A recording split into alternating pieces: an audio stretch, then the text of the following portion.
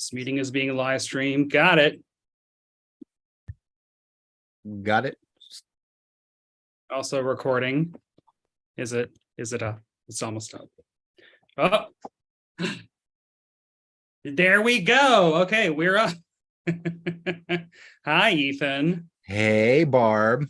Oh God, now I'm just like, this is a horrible way to start the live stream. Let me just everyone look at my butt.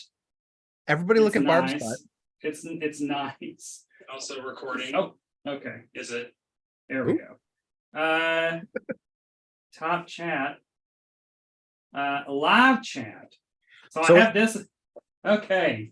So if I go to the YouTube page, I can look at comments too. Yeah. Oh.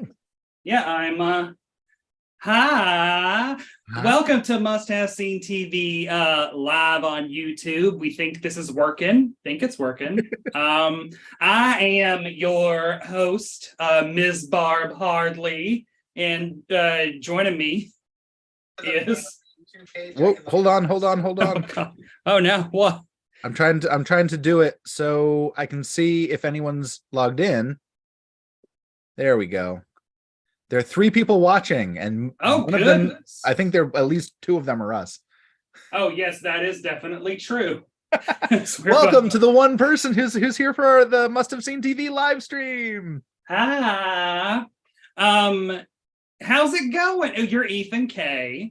And you are Barb Hardley, aka Brett White, aka Brett White. staff senior writer for Decider.com. Yes, that is true. And yeah, I decided yesterday, it's like, let's just hop on the old live stream and hang out because it's New Year's Eve. NYE. For years, Brett and Seb and a whole bunch of our friends would come over to our house in Queens, our apartment in Queens, mostly because Megan and I didn't want to travel on New Year's Eve, so we forced everybody else to. But it worked out really well. We had a lot of great parties just over the years. We had a rooftop patio that we could all ring in the new year right at midnight and see the entire city. All the fireworks. There are always fireworks, sometimes gunshots. Queens. But then a couple of years ago, Megan and I moved to Westchester, and we're still very cagey about inviting people up. The house is not put together yet. If you do own a house and you've put it together in the space of 2 years, congratulations. For us, it has been very difficult. And it's a big house. It's a pretty good house. Well, yeah, I mean, you got a whole downstairs. Which so you basically could set up a replica of Cheers downstairs. We're trying to Megan has an idea about what she wants to do with the downstairs, like fake rock wall, water feature, because we want to make it into a tiki bar. Yes. We just have to, we have, the house came with a pool table that neither one of us wants. So right now it has long boxes of comic books that I need to do things with to get them off of the pool table so we can get somebody to cart the pool table out. Then we can, do whatever we want with the space. We can put some tables up, actually like do something with it. So nice. Yeah. Well, no, I mean, and this year, me and my husband moved downstairs. So, how many floors? 2 floors? From the 5th floor to the 1st floor, which means that when the birds fall to their death, they fall in our backyard. Do you have to clean those up per your lease agreement, or is that? Well, I don't know what else. I mean, like, it's our private patio, so when the bird corpses end up there, I got to get a little dustpan and hawk them over the back fence because I don't know what else do you do with them. Put them in the trash? No, I don't know. But so that's a fun thing. But also, I've got this new home office, which allows me to do drag performances and whatnot. Since, I mean, God, I started drag like a week before we moved. So and retroactively, if anyone watching now or watching later, go to Barb Hardley's YouTube page and watch my Christmas special. It is wonderful. It is a very good time made with love. You can tell, you Mhm. can see it every single second. Made with love. Made with so much love, and also just like a lot of makeup, a lot of pairs of pantyhose. And guess how many pairs of pantyhose I'm wearing right now? 70. Okay, well that just completely ruins the answer because that was so high. It is 1, 2, 3, 4, 5. 5. Yeah. Oh my gosh. Well, that includes the fishnets, but anyway, that's girl's got to do what she's got to do. Fishnets count. Fishnets count. But this has been happy Barb New Year from Stagnant Pond. Hi on the YouTube. Oh, we got a comment. Oh, hey, Stagnant Pond. No, but no, I mean this has been a very big year. I mean, 2 of the big changes are happening right now. I'm a drag queen, and we host this show. Yeah, where I came on as a full-time co-host. I'm having a blast. I hope everybody else is enjoying it. I've got fun things to say. I think I'm funny sometimes. I make you laugh, and I think that's what matters. Yeah, I mean, you do a lot of research, which helps because I'm usually, I mean, the reason that the podcast will take a 9-month hiatus usually is because I will be pulled in a lot of directions. I pull myself in a lot of directions. And so sometimes with the podcast, it's like, let me watch that episode, take some notes real fast and just hop on. And so it's nice to have a safety net, if you will, of someone who's like actually going to do the research a day in advance. And then you find weird stuff too. Like well, the weirdest fact, we're doing that Fathers Knows Best episode. I just happened to look into the background of one of the actors to find out that he took his name from his friend who got crushed by a train when they were both hobos. Full Don Draper. Full Dick Whitman Don Draper happening with a Father Knows Best guest actor. You can hear me okay, right? Since I'm sitting so far back, it's all good. I can hear you fine. I have my microphone up here because I've been noticing that when I have it back a little bit further, I'm re-listening to it a little bit and I'm not coming through as much. So I'm trying to get a little bit closer to the mic. So the levels might be a little weird. I hope I'm not drowning you out. No, you sound good in my ears. I just, I had to do a full body shot because why would I want to deprive people of, I can't lift my legs up that high. I fully face planted because my heels got caught in the rung of my stool I'm sitting on. Both of them did. And so I stood up and just fully timber down. It's fun. But anyway, Ethan is a lovely addition to the podcast, says Felt Head Puppets. Thank you so much. Thank you very much. Well, and oh God, I'm trying. Well, let's talk about, you texted me and said we should talk about how we first met, which, why not? That seems like a festive topic of convo. And we can talk, and we're bringing in like names of people you may have heard of in weird ways, New York personalities. Like so many other people in this world, we met through improv, but not actually performing improv together. No. So when I moved to New York, and since I'm Barb, I'm just talking in my Southern accent, that, we've established that this is just what happens when I'm a woman. So when I moved to New York in fall 2006, I thought I was moving to New York to meet a woman. Like, it was like this, oh my God, I'm going to move to New York and God's going to give me a wife. Like that kind of hot second I had those thoughts. I was on MySpace trolling for D not too long after that. So discover the true New York. Yes. I still remember the very first time that I walked alone, like down through Chelsea and saw all the gay bars and like the adult gay bookshops and whatnot. And it was like, this is where I live now. But anyway, so I would try to find, I didn't have any dating sites. So I used MySpace, and that is where I found a certain gentleman, I'm friends with, we could probably say his name. I don't know. He probably doesn't care. Mr. Louis, who became my second boyfriend. But I messaged him on Facebook. We both did improv comedy, and he was going to be performing. So we arranged a first date, and then I went to see a show like before our first date. I did the like -1 date. Because you were on a team with him. I was on a team with him. It was a brief team.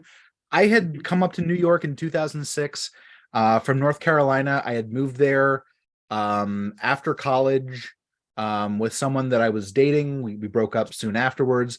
But through the whole time I was down there, I was doing improv comedy and getting to know via the onlines, the internet machine, getting to know people from New York who also did improv. So this mutual friend, Louie, was someone that I had known from a website called the Improv Resource Center. IRC. The IRC, it still exists. I can't log in anymore because I forget all my passwords. And I also don't have that email address anymore so I can't do any get back on.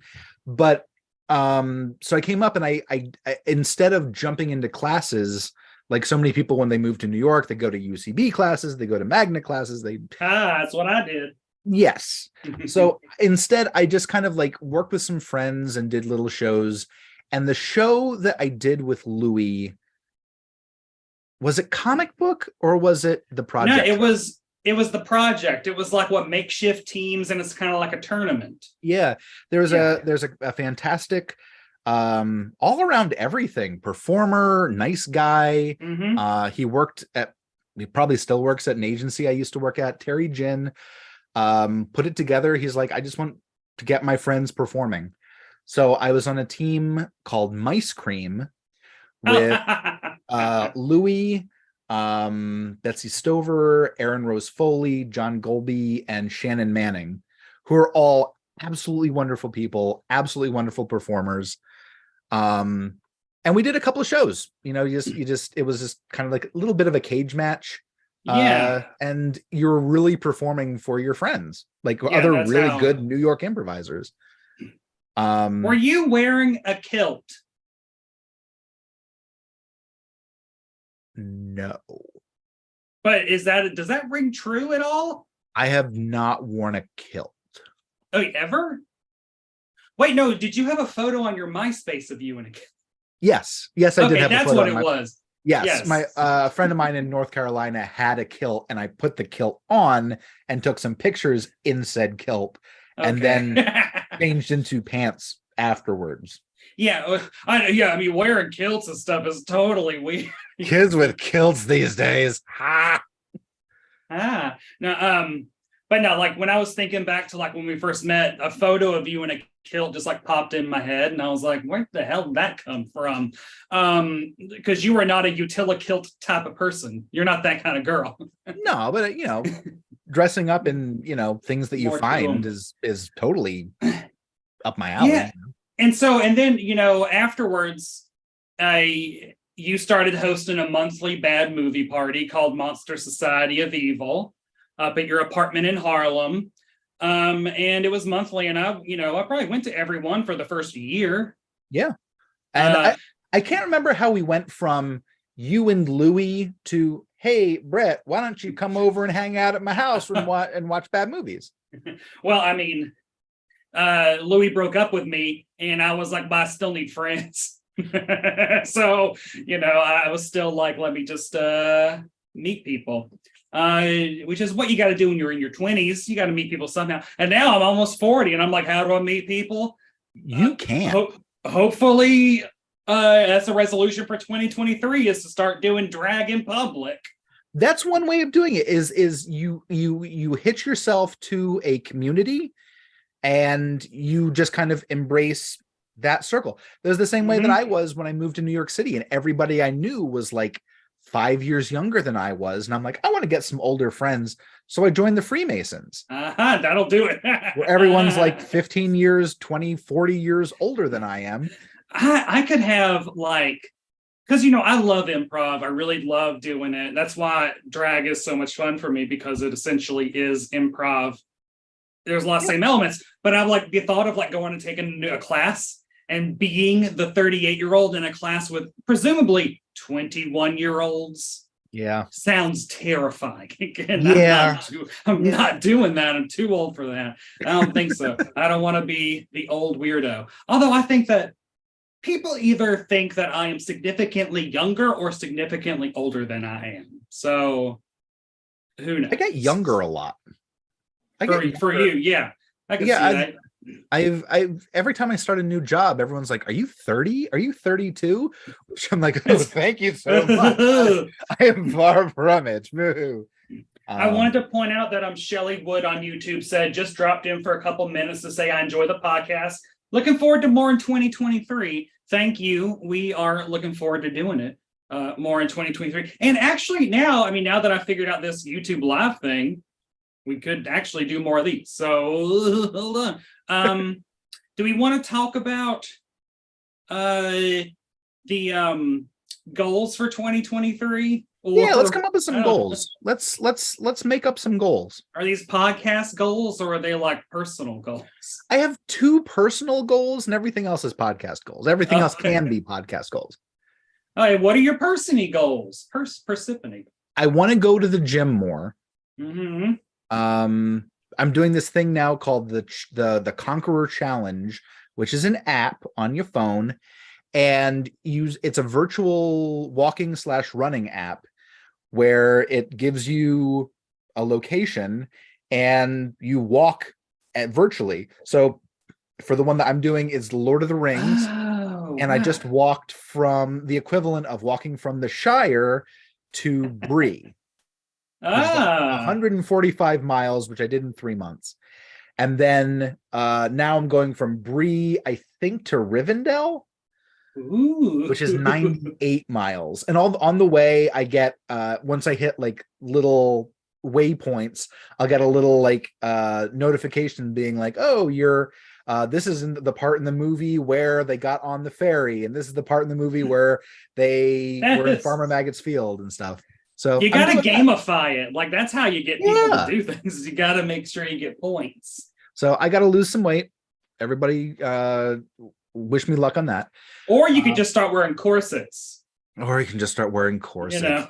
No, it's not. I got to sit all day. Yeah, I am. There's like a metal rod up my back. I cannot. I'm straight up right now.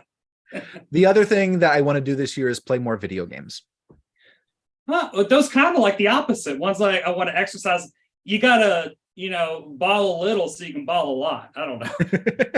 Gotta divide my time up and not just get off work and then like retreat in my phone until like 8 o'clock at night where I have to feed the cats. So, Barb, your resolutions. Well, as Barb Hardley, I would like to do drag in public.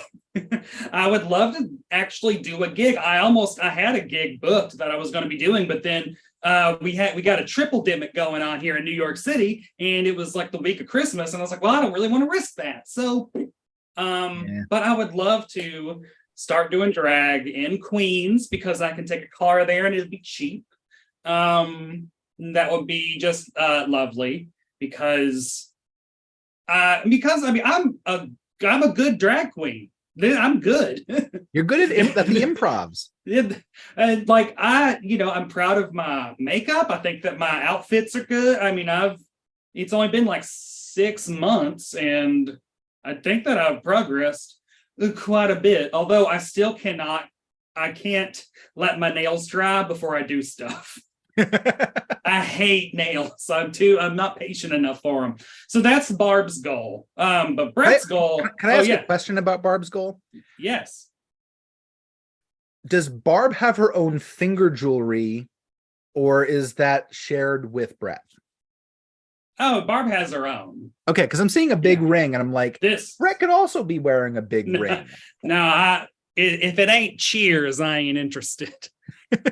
This is. That speaks to Brett's goal because there is a delineation between Barb and Brett, although I am wearing Brett's tuxedo vest and shirt and bow tie, but whatever.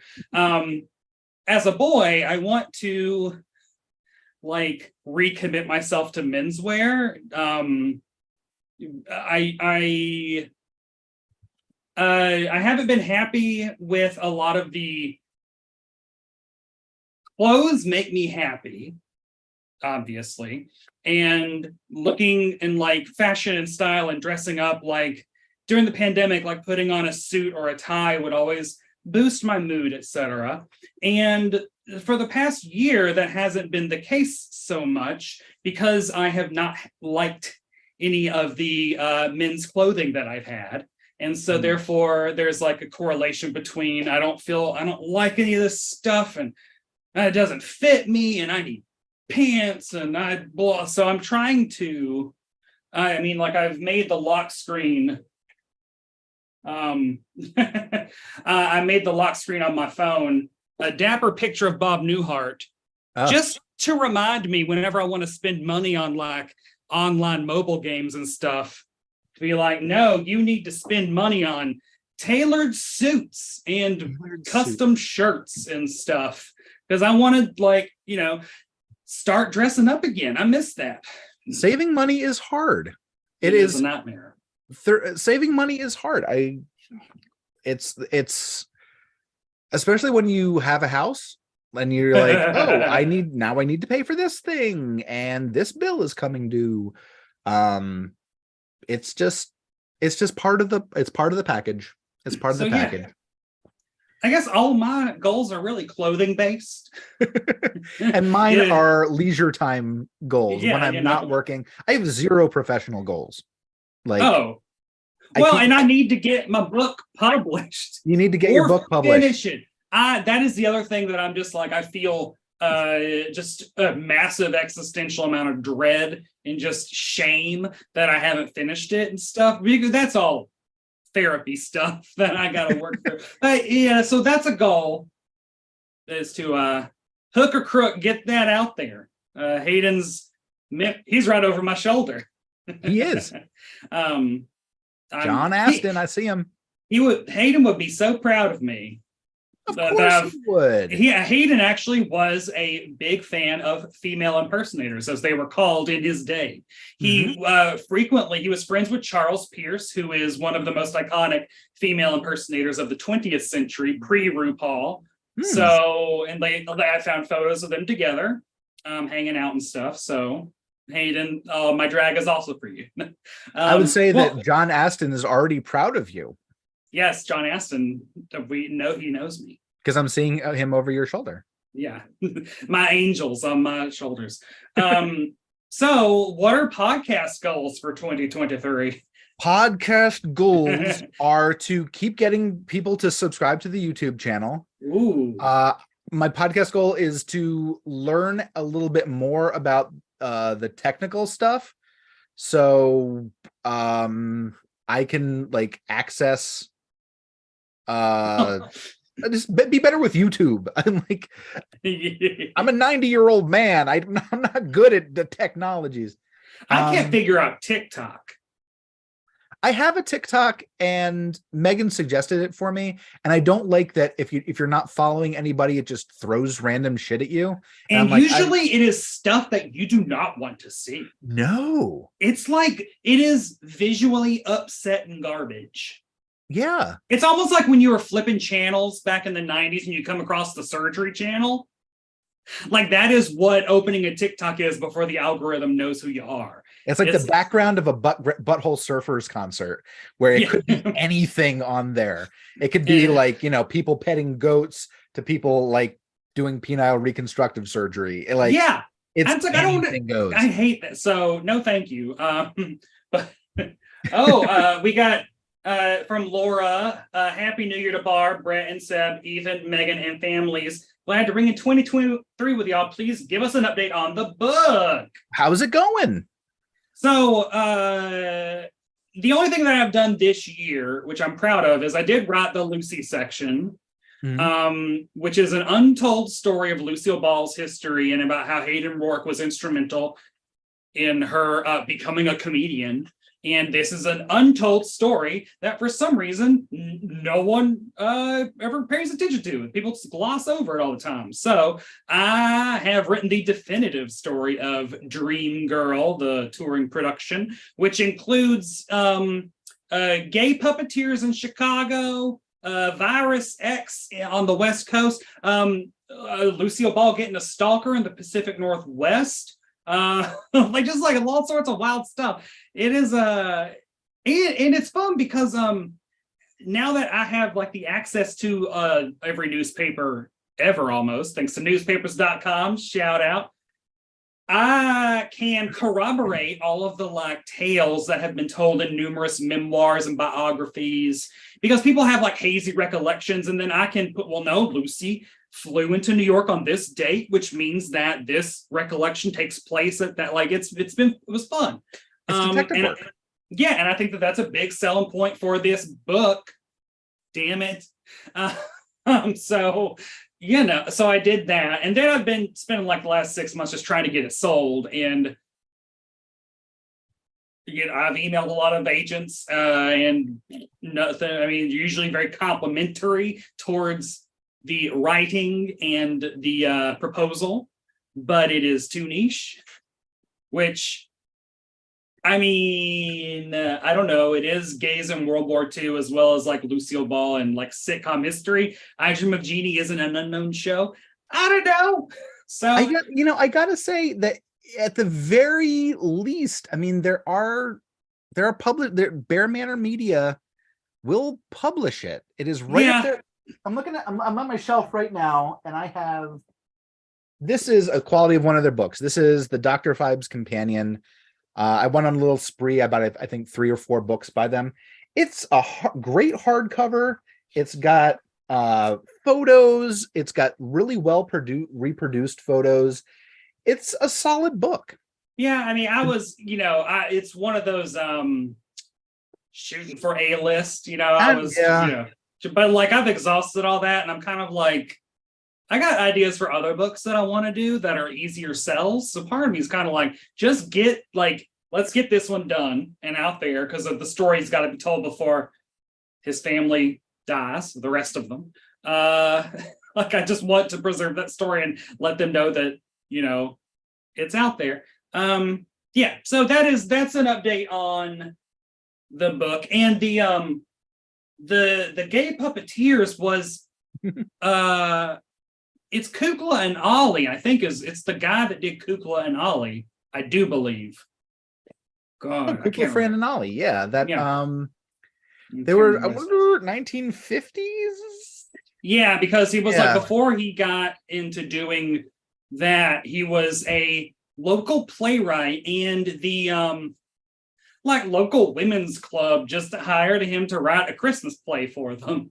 And when they stopped on the tour to do a stay in Chicago performing Dreamgirl, there was a soiree that they held, and Hayden was at that party, and then that guy was at that party, and so like I'm assuming they probably talked.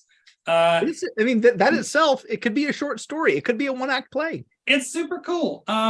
So yeah, goals for the podcast. It would be great to like have the book come out and do stuff with that on the podcast. That's for sure. As for I wanted to, we could talk about. Are you firing me? Yeah. So can you sit down? We're not hiring anymore. So I mean, I have rededicated myself to TV on DVD, because you can't trust streaming services, bitches. They will cut it. David Zaslav doesn't give a fuck. HBO Max is a wasteland, is what I'm saying. Yeah, it's going down.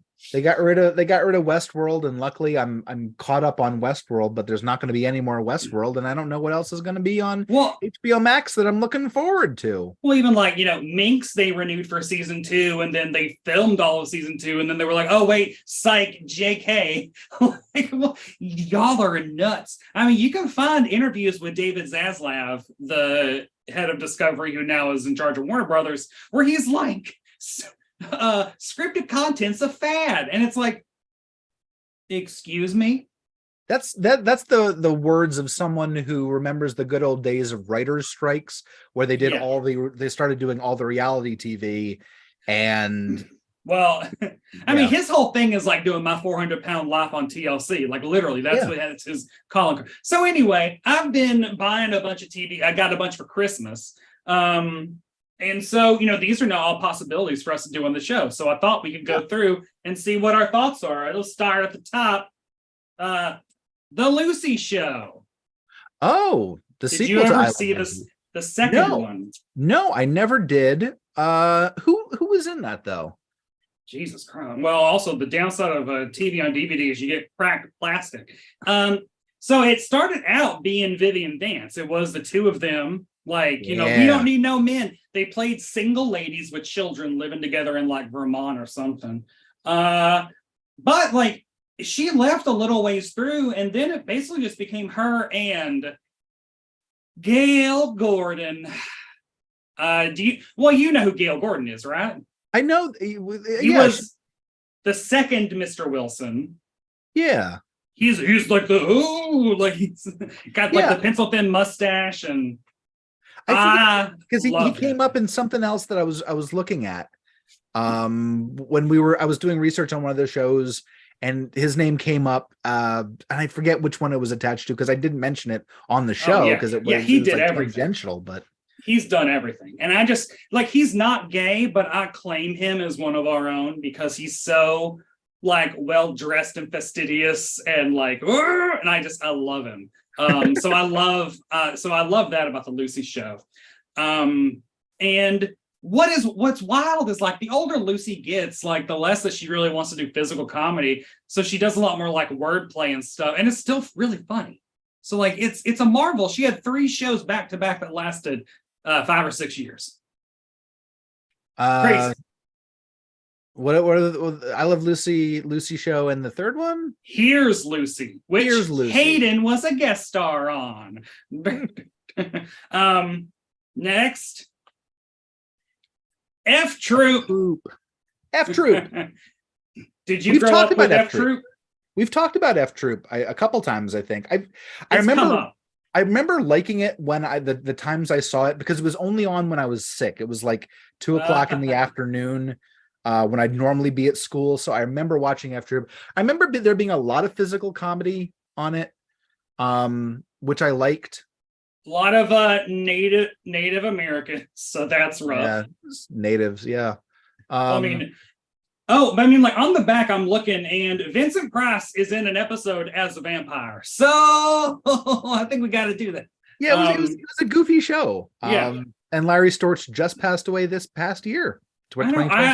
And then also Ken Berry, if we're talking about men that I've always had crushes on, Ken Berry, R.I.P. Him on F Troop and Mama's Family was informative to my childhood, homosexuality. But also, if you just Google like Ken Berry tap dancing, he's wild. He's that good. There's a clip of him doing tap dance number in the 60s on like an Ed Sullivan or something, and it's wild. It's great. He's really good. While you're showing those off, I'm opening something that I got for Christmas. Hopefully move this away from the camera a little bit, but because you will get a kick out of it. And while you do that, I'll just pose. No. You can. What's the next? No, I'm posing. Okay, Barb's posing. People like it. Oh God, I can't. Like her. Enjoy her. My heels are falling off. I thought I was an 11, but I might be a 10 and a half. The next one, obviously, Bosom Buddies. Bitch, I bought it. You got the whole thing? I mean, is that in print? Yeah, it's like $15 for all of the entire series. So, like, why wouldn't you? That one episode was funny enough. It's Tom Hanks. Really, best Tom Hanks. The best Tom Hanks at the top of his craft. Like funny Tom Hanks, Peter Scolari, having a good time. So this is the one. What I want to show you is I just got this, and it has a lot to do with Ken Berry.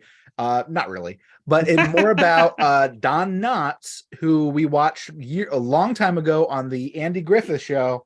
Oh, I was able to find an actual poster for Don Knotts in The Love God. That's so cool. If you have never seen this movie, it is absolutely wonderful. Don Knotts plays a little nerdy bird watching guy, and he gets caught up in a publishing scam where these pornographers decide they're going to go to jail, and they're like, but you know what we can do is we can lay the blame on this nerdy guy. We can find a guy and we'll make him the publisher of our smut. So he ends up having to live a life like Hugh Hefner while this goes to trial. So it's Goofy Don Knotts, acting suave, aka Hugh Hefner like. And so I love it. Wild costumes. It really has a great just feeling behind it. You watched it with us, right? No, I don't think I have. No, I thought it was one of the Monster Societies, but it's a fantastic movie if you can find it. It's, despite being about pornography, it's just amazingly wholesome. So wholesome. But you get to see Don Knotts, awkward as he is, trying to be the coolest, suavest guy in the room, and it's lovely. Sounds better than Love Guru. Oh, didn't see that. Yeah. What else we got? Third Rock from the Sun. I figured we were going to have to watch that one at some point. It's good. Definitely. I love it. I rewatch the holiday episodes every year, and it's just like campy as hell and really fun. I was obsessed with this show as a middle schooler. You got Jane Curtin in there, who we saw in Kate and Allie just this year. I had a shirt that had French Stewart on it that said, "Incoming message from the big giant head." And I would wear that to school, and I didn't have friends. Where did I see him? And now look at me. You still don't have friends. You have me. You actually have a lot of friends, Barb. Beautiful. Barb and Brett. The last time I saw him on anything, he was on an episode of Leverage. Oh, good for him. Where he played a reclusive billionaire who was into LARPing. That sounds right.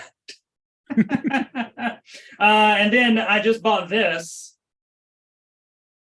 Oh. Dun, dun, dun. Dun, dun, dun. We got to get into it. Now, I mean, I have a complicated history with this show in that I had the super hots for Bob Crane and Richard Dawson as didn't know I was gay middle schooler, high schooler. And this is how I would watch episodes of Hogan's Heroes, like with the volume down, just because I liked looking at them, but treating it like it was like Showtime or like porn, basically. Like I don't want my parents to hear that I'm watching Hogan's Heroes to look at Bob Crane. So you could just say that, like, who am I? I don't want people knowing I'm watching a show about Nazis. See, there's that. That's the more. That's why I never watched it. I never watched it. It is a POW camp, so let's not get that. Although it does it does star Robert Clary, who was in a concentration camp. Yeah. Didn't he just pass away? Yes, he did just pass away. But that, and then also Bob Crane has his own picadillos. If you get a chance to watch the movie Autofocus, it is very disturbing. It is very disturbing, starring Greg Kinnear being very disturbing. But it blew my mind. I had Willem Dafoe. I had no idea the story behind Bob Crane.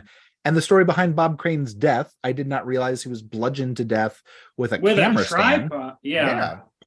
Because he was a fan of making homemade adult pictures, whether or not the women were consenting to being filmed is a he said kind of thing. Yeah, he had a friend that he did it with, and they suspect that's who killed him at the end. Yeah, it's a whole thing that we can get into when we talk about Hogan's Heroes. I can actually watch an episode of Hogan's Heroes and not feel bad about it. I'll still feel bad about it. And then like some favorites just in case, because they keep flitting in and off of streaming. Green Acres, iconic, one of the best written, performed shows of all time. Also with a lot of men that I find attractive because that's just who I am. Eddie Albert, handsome. Green Acres was a good show. I remember that's one I did watch probably more than all the other ones. Green Mm. Acres was on at a time where I wasn't eating dinner and I wasn't in school. So I do remember watching quite a few Green Acres when it was on Nick at Night. Yeah. Fantastic resource for old shows. And like, I mean, my drag is also, I wanted to be inspired by Ava Gabor as Lisa. I'm trying to find more of those. I am in the process of trying to find some of the like 90s and stuff that she would wear, like the feather, like the feather trim and like the sheer and stuff. So I'm trying to find that kind of things. Because I think like if my drag is inspired by old sitcoms, then oh boy, Ava Gabor is the one. And then lastly, but not leastly, the Mary Tyler Moore Show, one of the greatest shows of all time, one of my favorite shows. It's Why I Gotta Be up there. And we'll do it at some point again. I've done it plenty of times on this show. None of these are shows that you and I have done when I was previously guesting on the show. Because if you're new to the show, the original format was Brett White, not Bob Hardley, would have different entertainers and funny folks and friends come in and do episodes, which maybe, I mean, that might be something in the future where we do like maybe like add a third person like every now and then to have like a special we can add a third. We can add a third. Menage a Twelve-Vision. Menage a Twelve-Vision? That's what I said. But yeah, I think this whole year has given us the whole feeling about getting into the groove. We're getting our shows down shorter from an hour and 20 minutes. But like to about an hour. That's been what else are people doing? Just listen to me. Living their lives. There went a heel. So we have gotten some feedback on various things, and one of them is don't go more than an hour, which is great. God. Tell people where they can see the show that we're watching. That's important. And then my dad keeps on wanting us to do the Phil Silvers show, which we have to be able to find somewhere. So yeah, Dad, soon we'll get there. We also had 2 questions that were submitted to my Instagram. For some reason, I'm very concerned about keeping my heels on, even though I am sitting and you cannot see my feet. But, you know, a queen commits. So on Instagram, Yano Provinciano asked, how do you prioritize what to see with all the content that we have available now? Ethan, how do you determine what you're going to watch? Because, oh my God, there is a lot of junk out. There's so much stuff. It usually goes Marvel stuff first, Star Wars stuff next, anime, and then kind of the wild cards, like shows that kind of like hook me. Great British Bake Off, Ghost Files, but that's usually how it goes. Marvel right out of the gate. That's what I'm jumping on if it's on. Star Wars when Andor was on, jumping on Andor. Yeah. And then we will go through. I think this season we watched about maybe 7 different anime series, which are 22 minutes every week. And then you multiply that by 7, or sometimes you just kind of like watch a block of 3 or 4 of them all at once just to catch up. So that's kind of like we have like our priority list like that. We have tiers. Yeah. So you're living you're footloose and fancy free. You're making your decisions. I am assigned stuff to watch through work, which is why for the last 2.5 months I watched 42 Christmas movies. So, for me, like I cover Marvel and Star Wars for work. So I watch them, obviously. And then I cover Drag Race. So I watch all that. And then I am assigned every Netflix reality dating show. So I have seen every episode of Too Hot to Handle. Have you watched Love is Blind in Japan? Yes. Now that one's good. I like that one. Love is Blind Japan was actually like emotional and sincere, and the production value was amazing. They got engaged on like a fake bridge over a creek and inside the compound. Wild stuff over a creek. And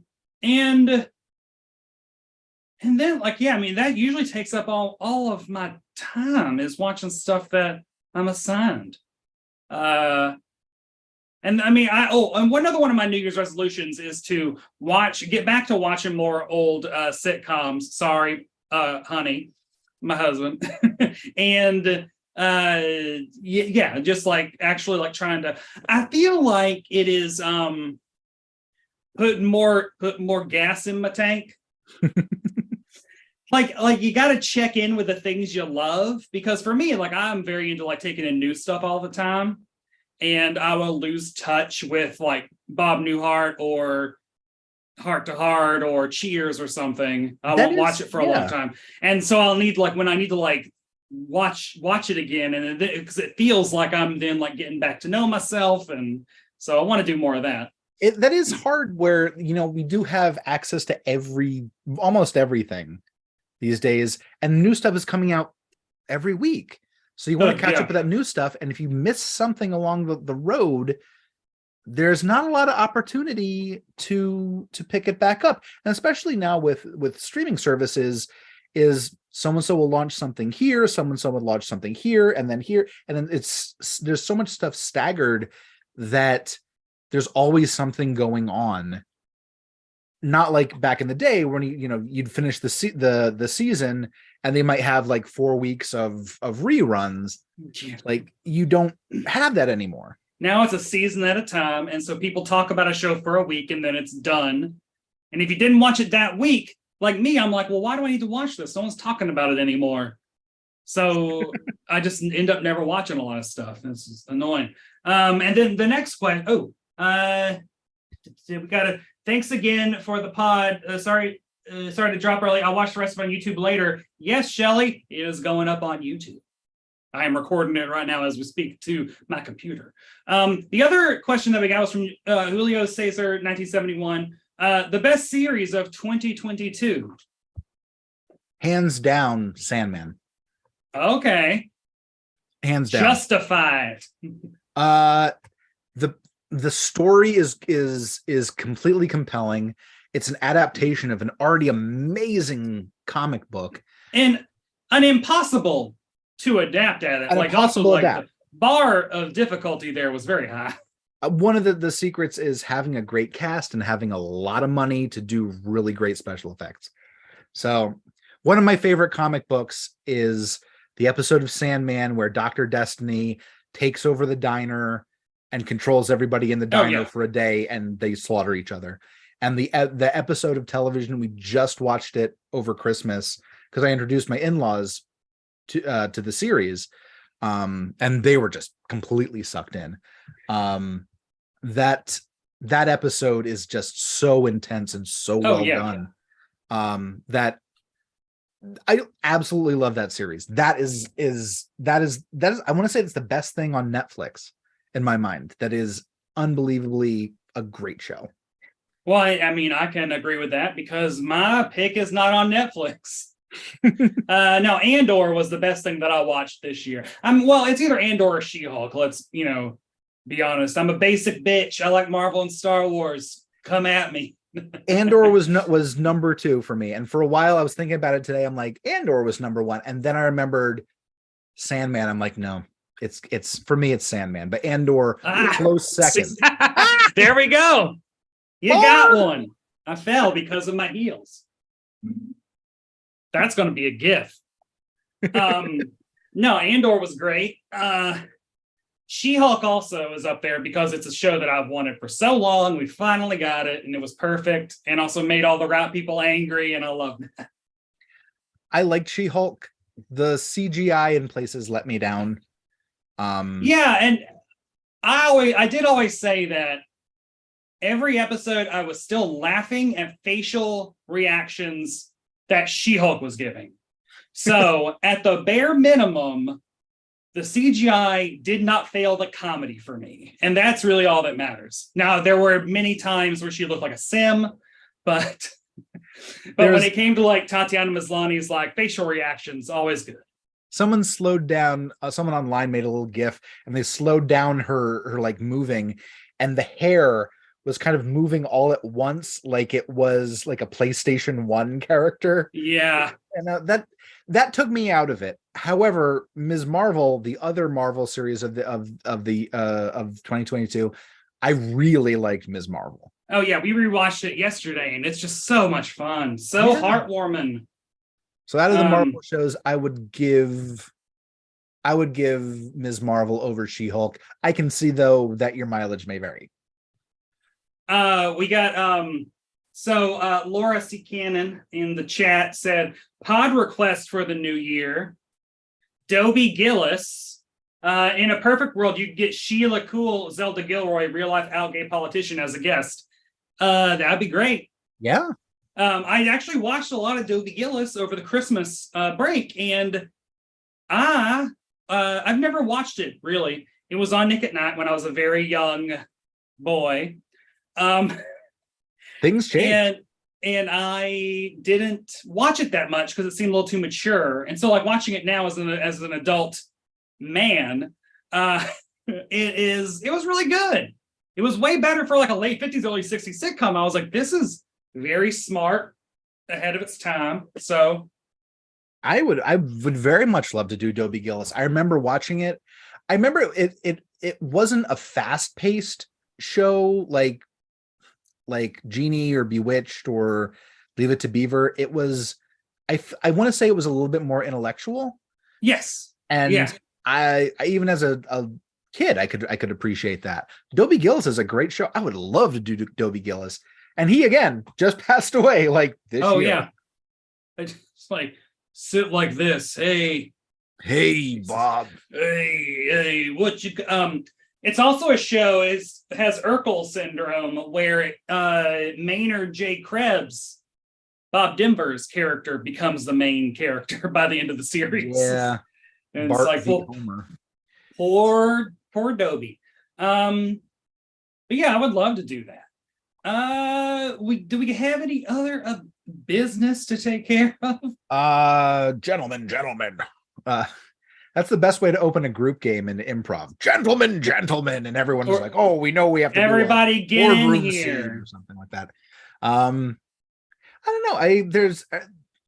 I think it's safe to say that we're going to keep our decade approach going. For the new year. I really like that. Yeah, it's fun because it means that we have to talk about the 50s sitcoms, which are the ones that I used to avoid. And I like them because they are definitely curiosities from a different time. Yeah. A different sensibility. Not to say it's a good sensibility or a superior sensibility. I'm saying it just means like we have no idea what we're getting because they didn't know what they were doing then. Because you could get something that is remarkably heartfelt or remarkably offensive, and you don't know. Because not to say that like I want to mine that vein for like all it's worth. I'm like, it's just one of those.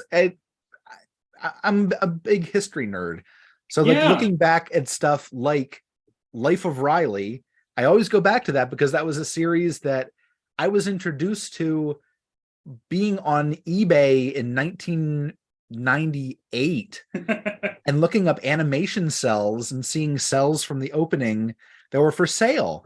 And I'm like, holy shit, like this is, what show is this? William Bendix, I remember him from Connecticut Yankee and King Arthur's Court. And then all these years later, being able to watch that show and being like, he is Ben Grimm, the Thing. It's just a snapshot into a world that is completely alien to me. And not that it's better, because some people say that those days are better, and they weren't. Yeah, those people don't understand that sitcoms weren't reality. Yeah.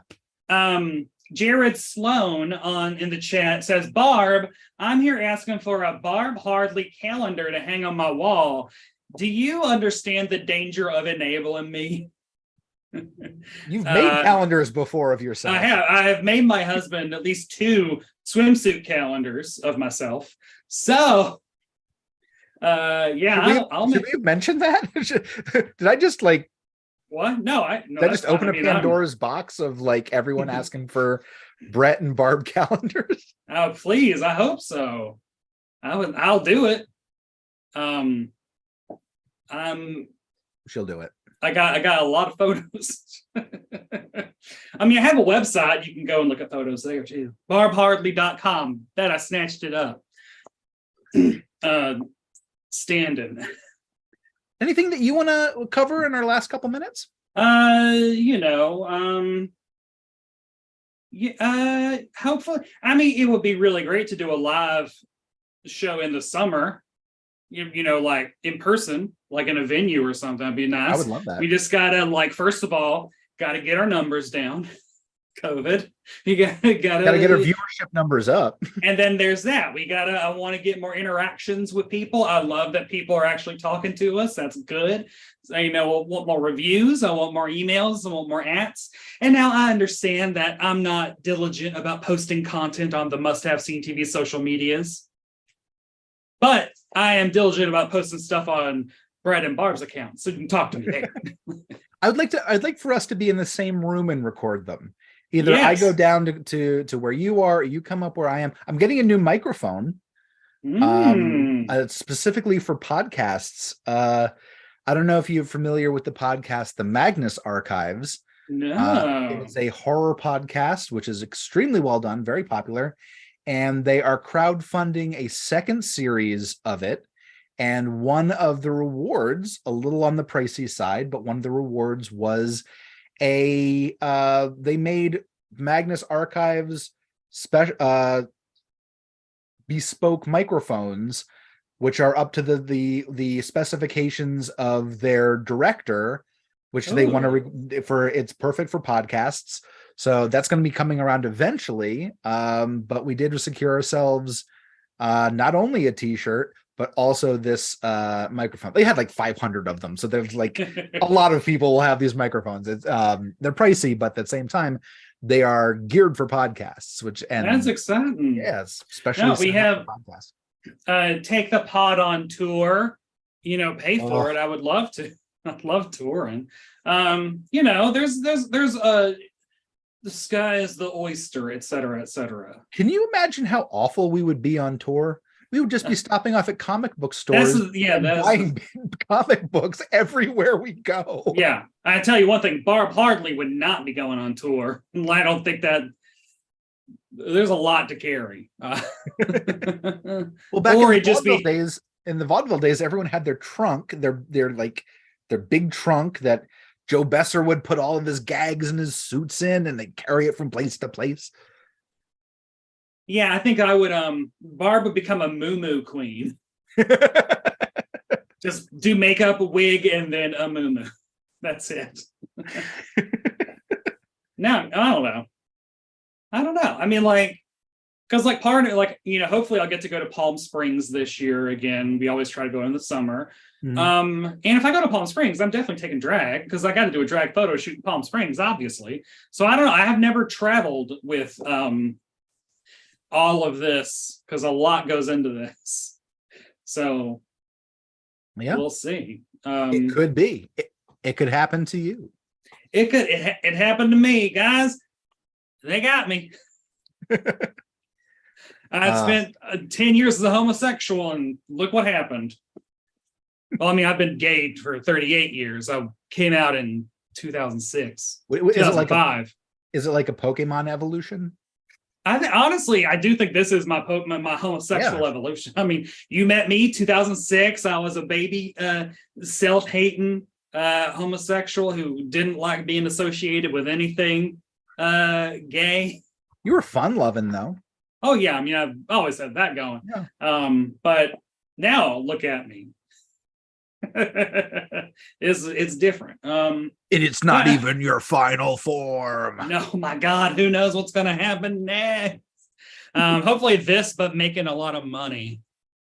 From your mouth to God's ears. Ooh, yeah. Having a home in Palm Springs. Ooh. Having a home. Do we have, I mean, like, if anyone else in the chat has any questions or anything you can ask, or we can start wrapping it up and get ready to say hello to 2023. Can I show you something else that I got? Oh, yes. So the people, so I discovered that soap opera actor Walt Willey does art now. Walt Willey, he was in 25 Years and All My Children. And so I commissioned him, and he's very affordable. He was on Etsy, and I commissioned him to do a Mad Hatter picture for me, and it's fantastic. It's absolutely gorgeous, and very affordable. And he sent along a 2-page letter, along with the autographed picture, a 2-page letter that explained his thought process behind the items in the picture and the colors. So I'm like, I just want to plug Walt Willey, because he's a TV actor and director and everything. Yeah, and now he's an artist. So I just unwrapped that today. It's a Christmas miracle. It's always a Christmas miracle. Yeah, that's what everything When's it is. not? When it's a family affair. That's just a sad time. Yeah. And I know that not everyone agrees with me, and I forget who. I think it was my mother-in-law said, "Oh, I loved Family Affair when I was a kid." So maybe the other episodes are really good. We can try. We'll close out by, will Must Have Seen TV ever do soaps, or is it too far from sitcoms? And I say, yeah. I mean, like, I would love to do. I'm up for doing specials. Maybe that's what the live YouTube thing is we'll do a Paul Lynde variety episode, more heart to heart. Yeah, heart to heart. It just anything. Because I mean, I have forethought in 2017 by not putting the word sitcom in the title of the podcast. It's Must Have Seen TV, general. Dedicated to the television of the 20th century. So, we can do anything. Because we are our bosses. We are our bosses. I will admit that for many, many weeks back in the day, I watched Days of Our Lives every day. Oh, I was a young and the restless bitch. Every summer, I would get hooked on whatever storyline they were telling. Because it would also come on after Price is Right. So nothing but love for soap operas. The downside is that you it's hard to get hooked into them because you have to know who their characters are. So you always need a gateway person who was sitting with you being like, oh, no, she was married to him for like 10 years. And then he betrayed her by stealing all of her money. And he is, he was a doctor and now he's possessed by his dead brother. Like, you need to have that guide. Otherwise you're just kind of like, why are these people having adultery with each other all the time? Love it. See, that's what I love about comics. You're just figuring things out. You're dropped in the middle, trying to figure out what's going on. Love that. But I mean, I guess that's probably everything. I'm so happy that people tuned in. Oh God, I'm falling again. Jesus Christ. I need to get heels that fit me. Let's be honest. I guess, is that it? I don't know how I stop things. The beginning and end of this are just like so follow the podcast, subscribe here on YouTube, follow me on Twitter and Instagram, but mostly Instagram at Barb Hardly, HARDLY. Ethan, please follow me at Instagram at EthanK55. I am just now putting up just bizarre shit that I found at antique stores and weird places. Yes. So it's become a found object Instagram of weird, funny things. I'll try to make you laugh. And of course, check us out on Apple Podcasts, where the podcasts go usually before the YouTubes. Yeah, but who knows? It's all catch us where you can. And I want to thank Jared Sloan for wishing us a happy new year, and everybody who joined us today. Yeah, happy new year to literally everybody. And so now I'm discovering how to I found the button.